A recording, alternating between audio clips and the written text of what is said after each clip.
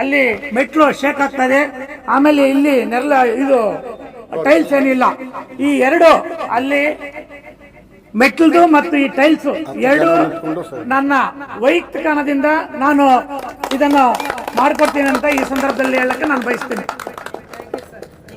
ನಮಸ್ಕಾರ. ನಮ್ಮ ವಿಶ್ವಜ್ಞಾನಿ, ಸಂವಿಧಾನದ ಶಿಲ್ಪಿ, ಮಾನವತಾವಾದಿ, ಭಾರತ ರತ್ನ ಬಾಬಾ ಸಾಹೇಬ್ ಅಂಬೇಡ್ಕರ್ ಅವರ 135ನೇ ಜನ್ಮದಿನೋತ್ಸವದ ಶುಭಾಶಯಗಳೆಲ್ಲರಿಗೂ. ಈ ದಿನ ನಾವು ಅಂಬೇಡ್ಕರ್ ಜಯಂತಿಯನ್ನು ಸರಳವಾಗಿ ನಾವು ಕಾಂಗ್ರೆಸ್ ಪಕ್ಷದ ಕಚೇರಿಯಲ್ಲಿ ಆಚರಣೆ ಮಾಡಿದ್ದೀವಿ. ನಾವು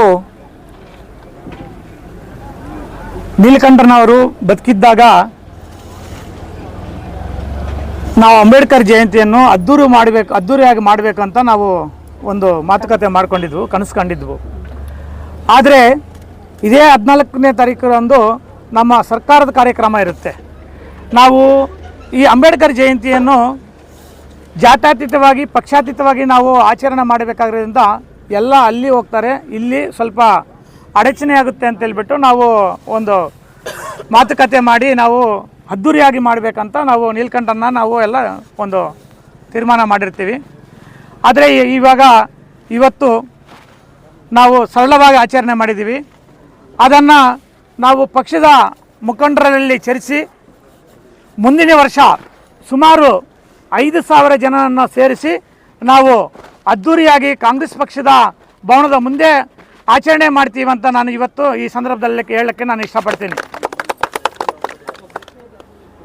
ಆ ದಿನ ನಮ್ಮ ಎಲ್ಲ ಜಾತ್ಯತೀತವಾಗಿ ನಾವು ಪಕ್ಷಾತೀತವಾಗಿ ನಾವು ಮಕ್ಕಳಿಗೆ ಪ್ರತಿಭಾ ಪುರಸ್ಕಾರ ಸಮಾರಂಭ ಕಾರ್ಯಕ್ರಮವನ್ನು ಆ ಸಂದರ್ಭದಲ್ಲಿ ಹಮ್ಮಿಕೋಬೇಕಂತ ನಾವು ತೀರ್ಮಾನ ಮಾಡಿದ್ದೀವಿ. ನಾನು ಇವತ್ತು ನಾವು ಮಾಲಾರ್ಪಣೆ ಮಾಡೋಕ್ಕೆ ಅಂತ ನಾವು ತಾಯ್ಲೂರಿಗೆ ಬಂದಿದ್ದೀವಿ. ಇಲ್ಲಿ ಈ ಮಾಲಾರ್ಪಣೆ ಸಂದರ್ಭದಲ್ಲಿ ನಾನು ಇಲ್ಲಿನ ನಮ್ಮ ಅಂಬೇಡ್ಕರ್ ಸುತ್ತಲೂ ನಾವು ವಾಸ್ತವಾಂಶವನ್ನು ನೋಡ್ತಾ ಇದ್ದೀನಿ, ಗಮನಿಸ್ತಾ ಇದ್ದೀನಿ. ಈಗ ನೋಡಿ, ಅಲ್ಲಿ ಮೆಟ್ಲು ಶೇಕ್ ಆಗ್ತದೆ. ಆಮೇಲೆ ಇಲ್ಲಿ ನೆರಳ ಇದು ಟೈಲ್ಸ್ ಏನಿಲ್ಲ. ಈ ಎರಡು ಅಲ್ಲಿ ಮೆಟ್ಲದು ಮತ್ತು ಈ ಟೈಲ್ಸ್ ಎರಡು ನನ್ನ ವೈಯಕ್ತಿಕ ಹಣದಿಂದ ನಾನು ಇದನ್ನು ಮಾಡಿಕೊಡ್ತೀನಿ ಅಂತ ಈ ಸಂದರ್ಭದಲ್ಲಿ ಹೇಳಕ್ಕೆ ನಾನು ಬಯಸ್ತೀನಿ. ಅಂಬೇಡ್ಕರ್ ಅವರು ಶಿಕ್ಷಣವೇ ಮೂಲ ಶಕ್ತಿ ಅಂತ ನಮ್ಗೆ ಹೇಳಿದ್ದಾರೆ. ಆದರೆ ನಾವು ದೈನಂದಿನ ಜೀವನದಲ್ಲಿ ನಾವು 10 ರೂಪಾಯಿ ಸಂಪಾದನೆ ಏನಾದರೂ ಮಾಡಿದಾಗ 5 ರೂಪಾಯಿ ನಾವು ಬದುಕಕ್ಕೆ ಖರ್ಚು ಮಾಡಿದ್ರೆ ಇನ್ನು 5 ರೂಪಾಯಿನ ನಾವು ಎಜುಕೇಷನ್ಗೆ ಖರ್ಚು ಮಾಡಬೇಕು, ಶಿಕ್ಷಣಕ್ಕೆ ಖರ್ಚು ಮಾಡಬೇಕು. ಯಾಕಂದರೆ ಆ ಶಿಕ್ಷಣವೇ ನಮಗೆ ಮುಂದಿನ ದಾರಿದೀಪ ಆಗುತ್ತೆ, ನಮ್ಮ ಮಕ್ಕಳಿಗೆ ದಾರಿದೀಪ ಆಗುತ್ತೆ. ಈ ಸಮಾಜದಲ್ಲಿ ಒಳ್ಳೆಯಾಗಿ ಬೆಳೆಯಲು ಮತ್ತು ಒಂದು ಎಲ್ಲ ಪ್ರಪಂಚದಲ್ಲಿ ನಾವು ಸಮಾನತೆಯಿಂದ ಇರಲು ನಮಗೆ ಅನುಕೂಲ ಆಗುತ್ತೆ ಅಂತ ನಮಗೆ ಅವರು ಒಂದು ಸಂದೇಶವನ್ನು ಕೊಟ್ಟಿದ್ದಾರೆ.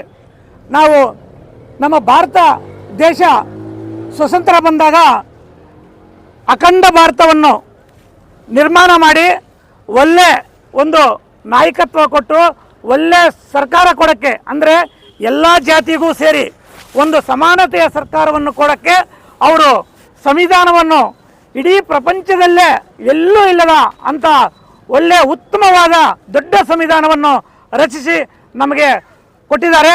ನಾವು ಈಗ ಪ್ರತಿಯೊಂದು ಜೀವ ಕೂಡ ಈ ಸಂವಿಧಾನದಲ್ಲಿ, ಈ ಸಂವಿಧಾನದ ಅಂಗದಲ್ಲಿ ನಾವು ಬದುಕಿ ಜೀವಿಸ್ತಾ ಇದ್ದೀವಿ. ಮುಂದೆ ಈ ಸಂವಿಧಾನವನ್ನು ನಾವು ಕಾಪಾಡಿಕೊಂಡು ಅದನ್ನು ಆಚರಣೆ ಮಾಡೋದು ನಮ್ಮ ಎಲ್ಲರ ಕರ್ತವ್ಯವಾಗಿದೆ ಅಂತ ಈ ಸಂದರ್ಭದಲ್ಲಿ ನಾನು ಹೇಳ್ತಾ ನನ್ನ 2 ಮಾತು ಅವಕಾಶ ಮಾಡಿಕೊಟ್ಟ ಎಲ್ರಿಗೂ ವಂದಿಸುತ್ತಾ ನನ್ನ ಮಾತನ್ನು ಮುಗಿಸ್ತಾ ಇದ್ದೀನಿ. ಜೈ ಭೀಮ್, ಜೈ ಭಾರತ್.